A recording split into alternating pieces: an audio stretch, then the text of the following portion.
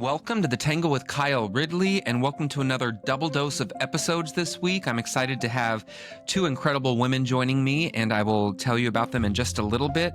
First, though, I just walked back into my house. I was heading to a friend's house and had to turn around because I'm having car trouble again. My car was just in the shop 2 weeks ago with brake fluid. I don't want to talk about it. Who cares? I don't like car stuff. It's one of life's biggest annoyances is having car issues. So my check engine light came on. My car was sputtering, turned around, made it back. So I'll bring it to the shop tomorrow. But it's time to get a new car. My car is 11 years old and it doesn't even have that many miles on it. I think like 78,000, but there's just been so many issues and I'm just going to have to add a car payment. It's time. Definitely not a fan of that Tangle. Other than that, I'm tangled in some new music. There's been some great songs released in the last week or so. Obviously, we're all obsessed with the subway, right? Chappell Roan. I was one of the fans that never had heard it. I never listened to a live version before. She's been performing it for the last year or so, and I've always just skipped that.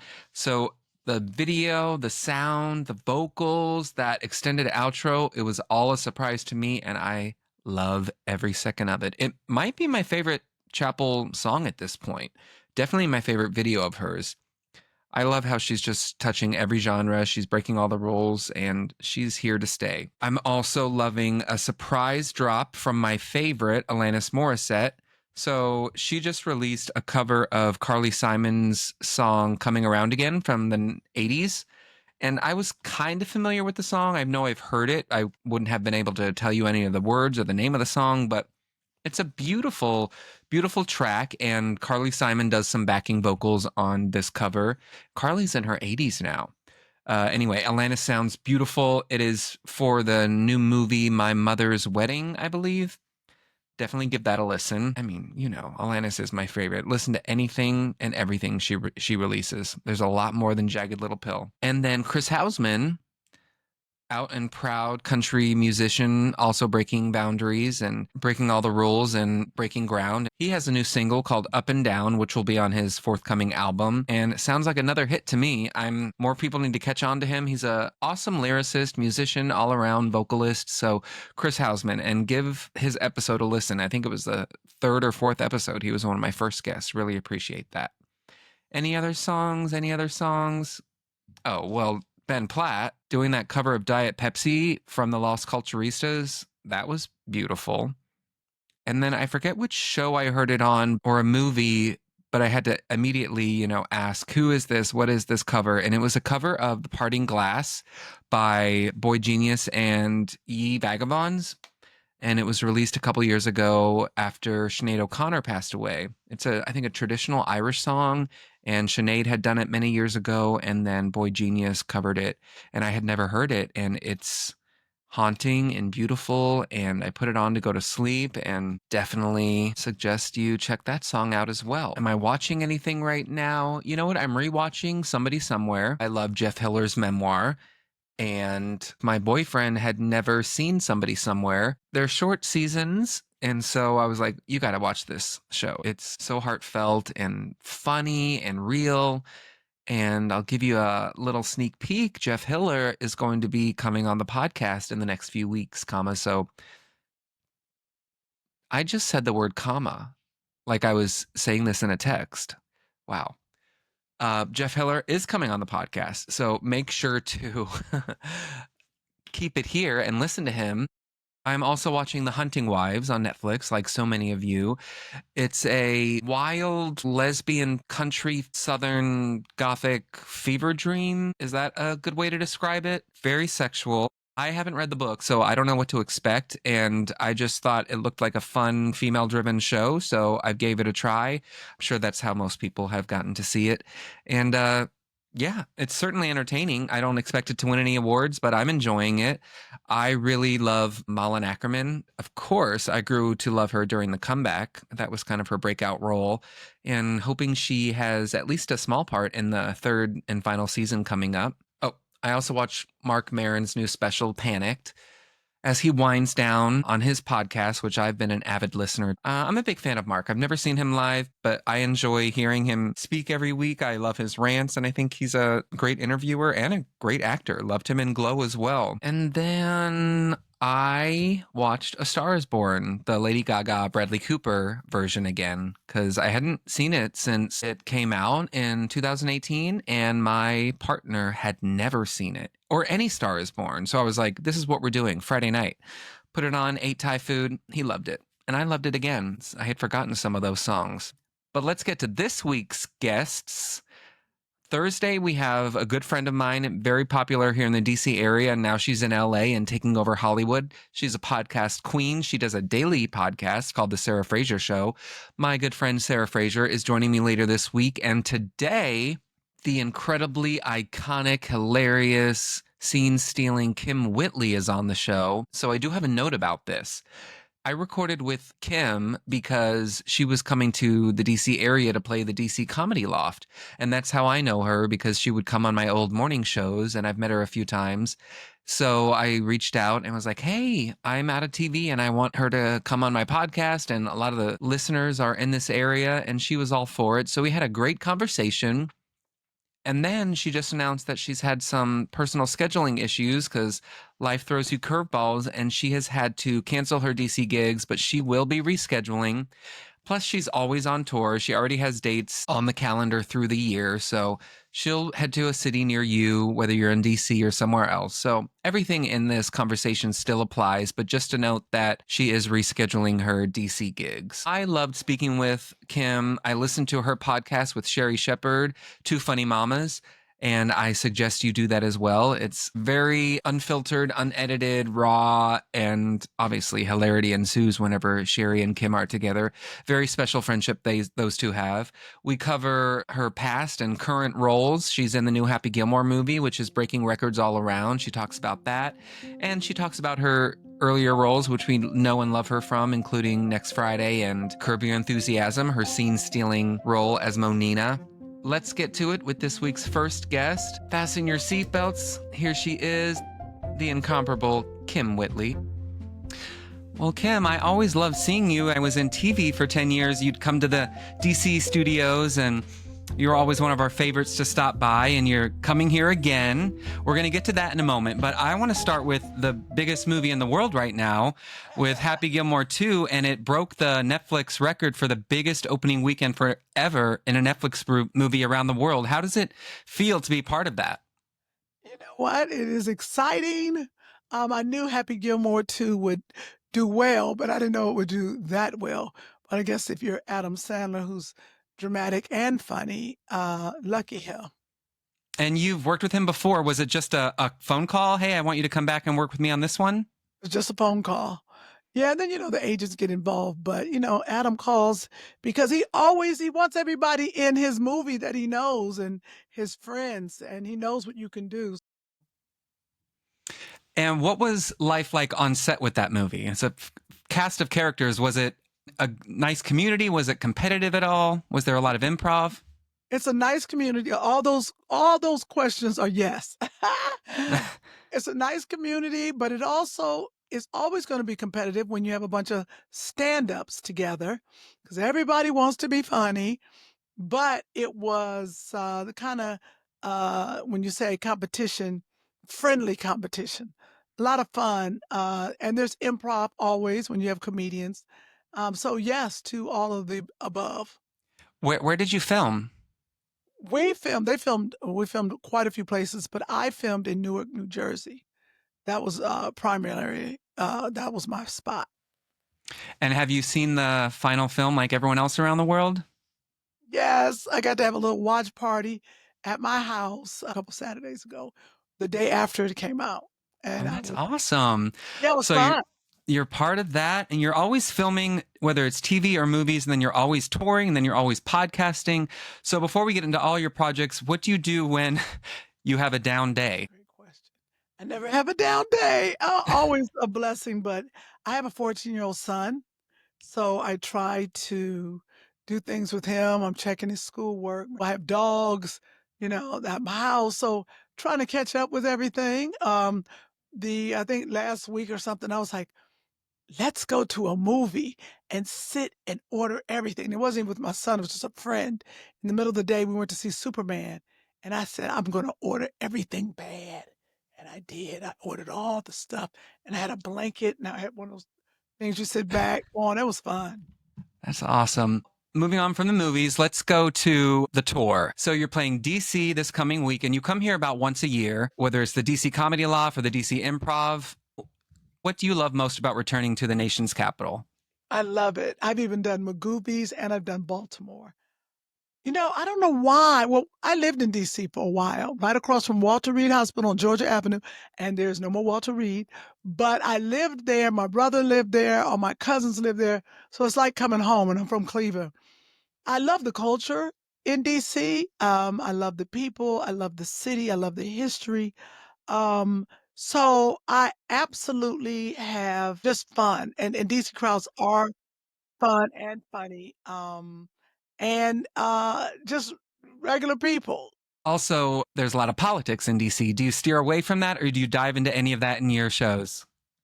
I kinda stay away from politics, especially in DC, especially with this administration.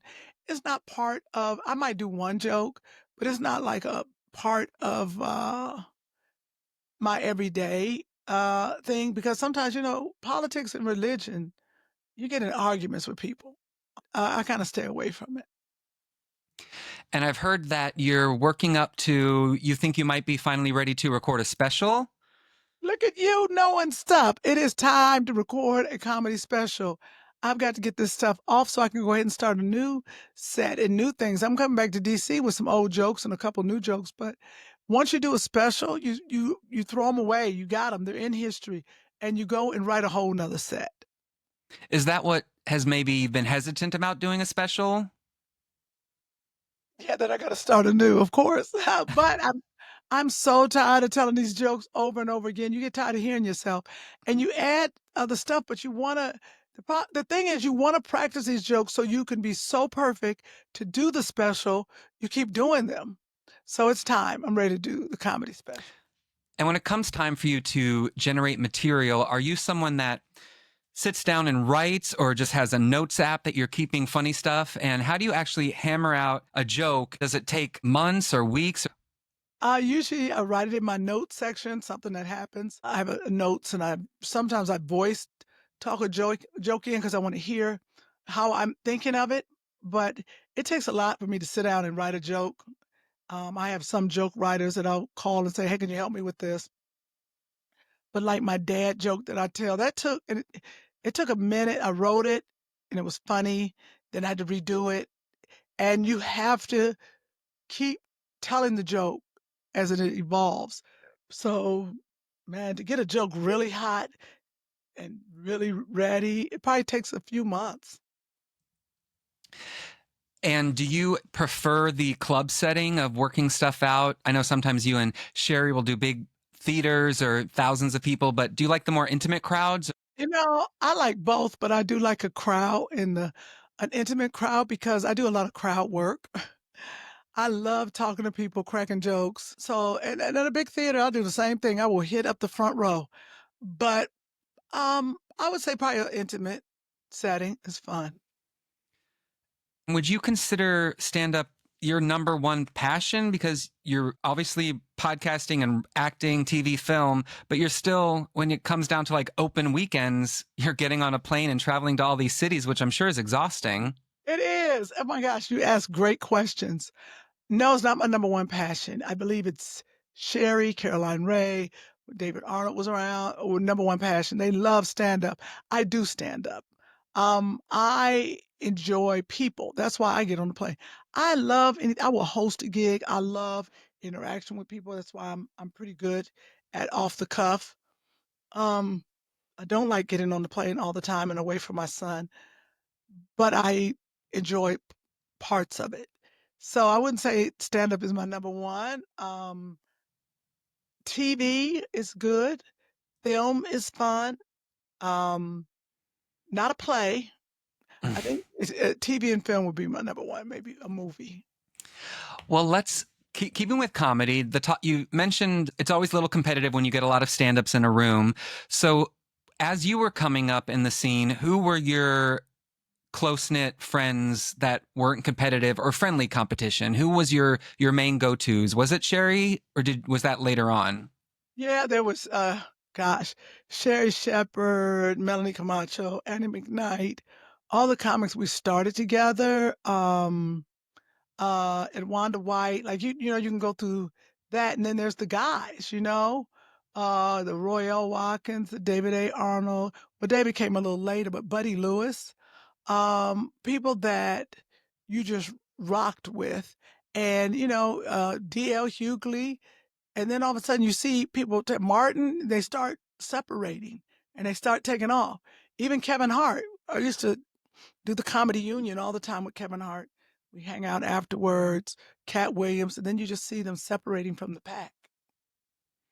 Well, and now one of your best friends, Sherry, is has her own talk show. I know she did the View for many years, but then you started Two Funny Mamas about 5 years ago, and during that, she also took over Wendy Williams' slot. So now she's national. She had to move across the country.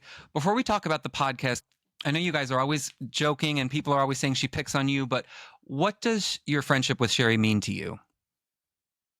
I just did a show on Fox right before this interview, and I talked about friendship and what's important in a friend. Sherry, we've been longtime friends. We're not yes people. We tell each other the truth. That's what's really important. And Sherry lives in New York. I live in California. We both are single moms, have our sons, and we share a lot of that and we commiserate. And Jeffrey's a little older than Joshua. So I always ask Sherry, how'd you do this? What did you do that?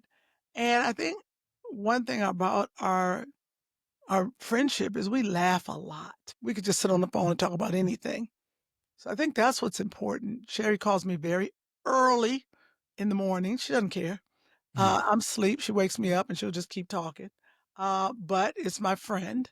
So I welcome that. And it's good for women. Men are a little different, but women, you need a good friend. You need someone that you can cry with and laugh with. It's very important.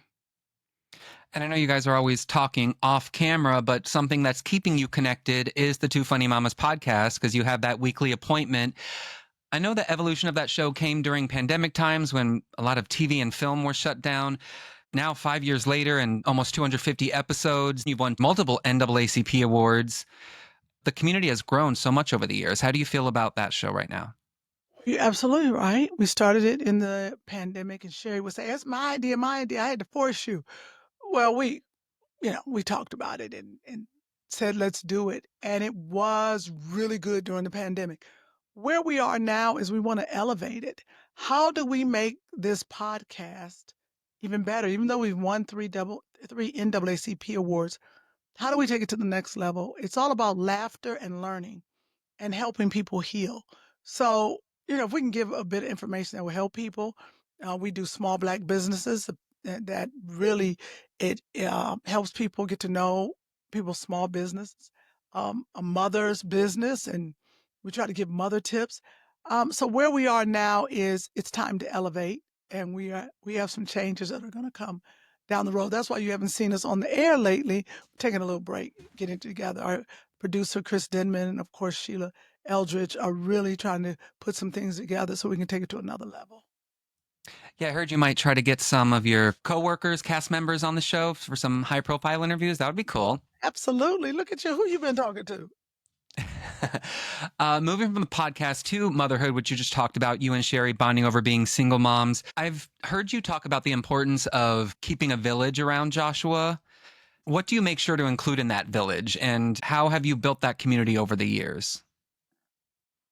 Well, the first thing is to get a bunch of good friends, especially single friends that don't have kids, because they will commit. Because they're like, okay, I got my own kids to worry about. But when you get people who don't have children and are single, they have a little more time to commit.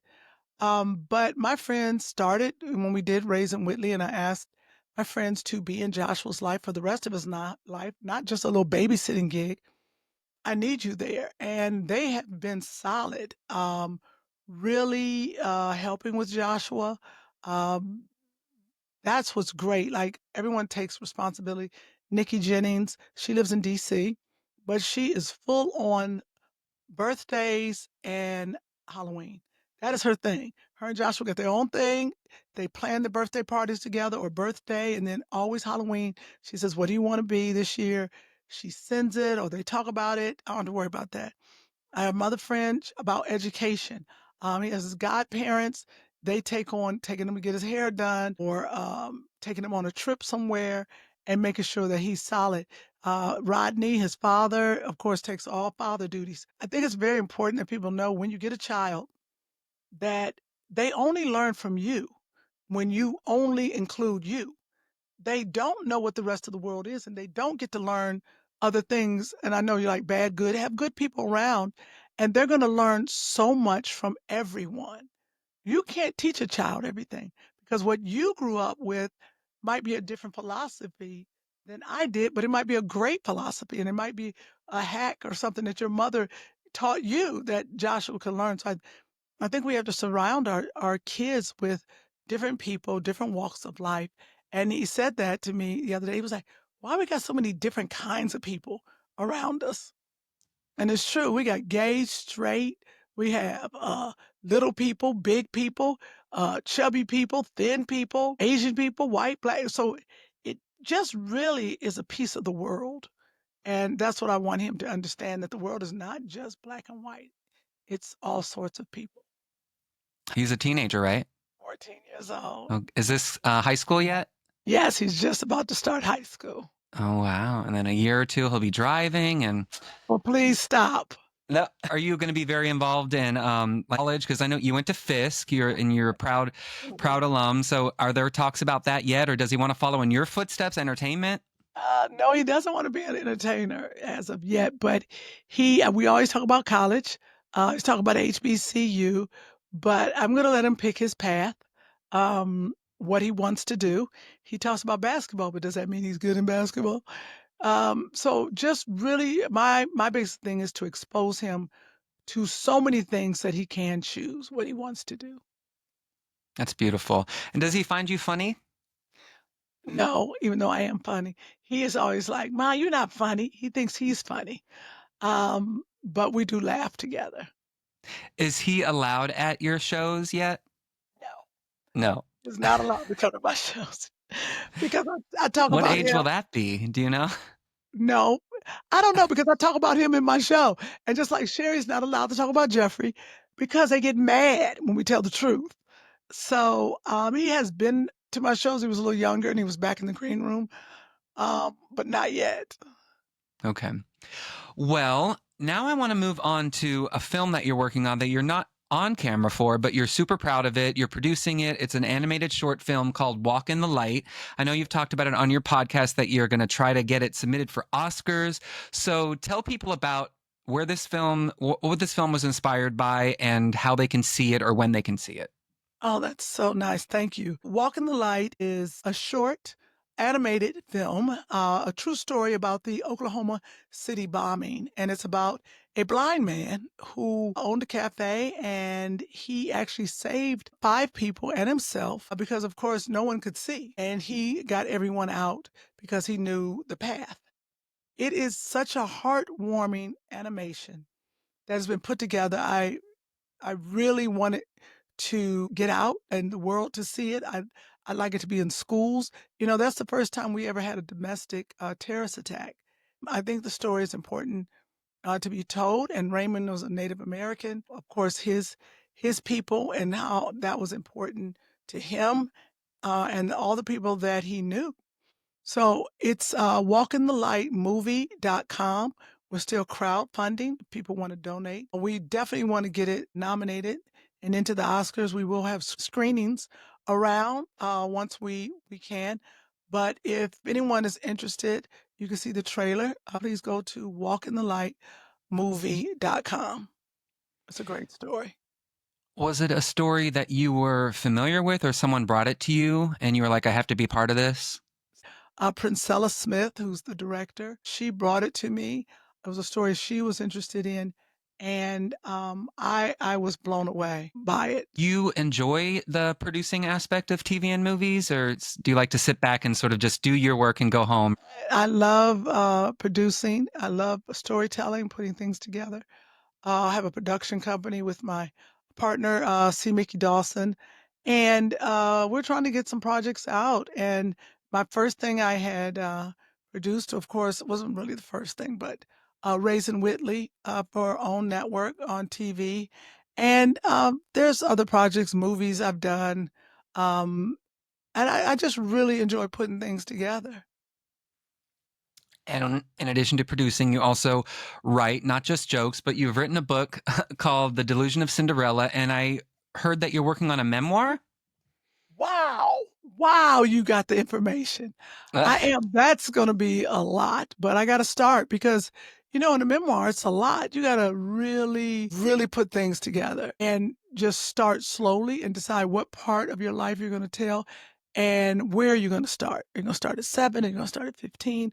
Where does the story begin? Do you want it to be a full encompassing, full life, all the good and the bad, a tell all? Yeah, I think it should. I don't, because I'm like, I don't know. Because even after writing the Delusion of Cinderella, writing is not easy. It is a lot of work. But it's good. It's, another story to be told. So I'm looking forward to it. So this would obviously be a memoir that it's funny and hard hitting because life isn't all laughs. So you're going to show all the sad sides as well, but I'm sure you'll write it with some humor. Yeah, absolutely. Yeah, you have to. That's exciting. All right. In our final few minutes, so the show, The Tangle, the podcast, I want to know first, what are you tangled in right now that you're loving? Anything, it could be a show you're watching or an activity you're engaging in. What are you really immersing yourself in right now? Oh, that is so good. I love that. I am immersing myself in stand-up comedy. Because I have to force myself to write the jokes, be ready for the show. That's a great tangle. I am trying to be intentional about finding a boyfriend and intentional about spending time with my friends because I'm a workaholic. I can work and not anything about it. I have to be intentional for love and intentional for my friends. Entangled. And in a way, I would assume the other side of that is what are you tangled in that's frustrating or annoying that you want to get untangled from? And just from hearing your podcast, you do talk about dating and that you say you're being intentional about finding a man, but then Sherry always brings up that every man always wants you and you get proposed to and then you get over it really fast. So, so I guess that's probably hard to find out what do you truly want. Wow, Sherry needs to mind her business, first of all. But it's true because I have to focus. That's the whole thing. I have to focus on if someone's interested, I have to remember to text them back or call them back because I'll get busy. Um, but I would say that, and what I want to get untangled from. I'm on the phone too much. I spend a lot of time because I feel like everyone is important. I need to answer all the calls and help everyone who's asking for something. I gotta stop. Gotta stop that. That's rare though, because a lot of people don't even like talking anymore. They're like just text, but you're old school. You're actually talking, which is special for a lot of people. I bet you're available.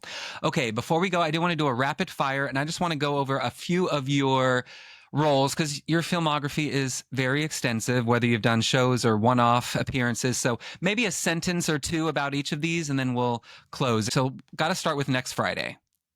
First movie, absolutely fun. Hot in Cleveland. Iconic, Betty White, nervous, got to see all the ladies. Before this interview, one of my good friends was texting me how like he is obsessed with Monina of Curb Your Enthusiasm, and he sent me like 3 voice notes of him just repeating all your lines. So I'm sure it's like the best episode of all time of Curb. I'm sure you get people still. What do you remember most about that experience? Iconic. Should have gotten an Emmy nomination. You should have. Yeah, was not in the game, didn't realize it, was not paying attention. Uh, fun, fun, fun role. That's the one thing I remember. Monina Next Friday and the Wayans brothers. Some of the most fun times. Iconic. Did Larry break much? Yes, Larry Of broke course. times. And Larry would say, wait a minute, say that again." So that's what made it fun. And that episode got someone off of like a crime because they were like filmed in the stands and they were accused and they're like, no, I was at the event. Very cool. Very cool. Okay, a couple more. Young and Hungry. Young and Hungry, wish it was still on. Um, Cast was like family. Great, great sitcom. Should have stayed on. Act Your Age. Act Your Age definitely should be back on. And It should. I cannot believe Bounce did not keep it on. It's on Netflix now, but it's not Netflix property, so they can't make any more. I was with my friends, Bette Nicole Brown, and of course, Tisha Campbell. We're real friends, and the executive producer, Alison Fowles and Renata Shepherd. Like, we were real friends. So when you go and make TV with real friends, it's not like making TV. That was a great show. And finally, a show I really loved was Made for Love. Made for Love, another tragedy that should be on the air.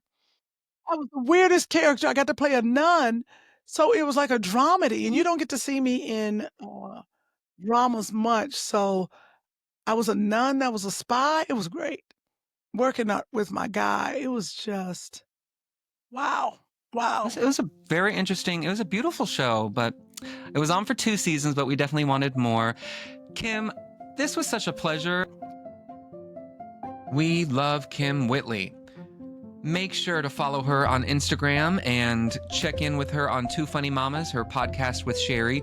She is on tour through the year, plus she's obviously balancing her TV and movie gigs. She will be rescheduling her DC dates. She also has tour dates throughout the year. So keep it here. We have another episode coming up on Thursday with my friend Sarah Fraser. If you don't know her yet, you will, and you will love her just like I do. Until then, stay positive, hang in there, and take care of yourselves.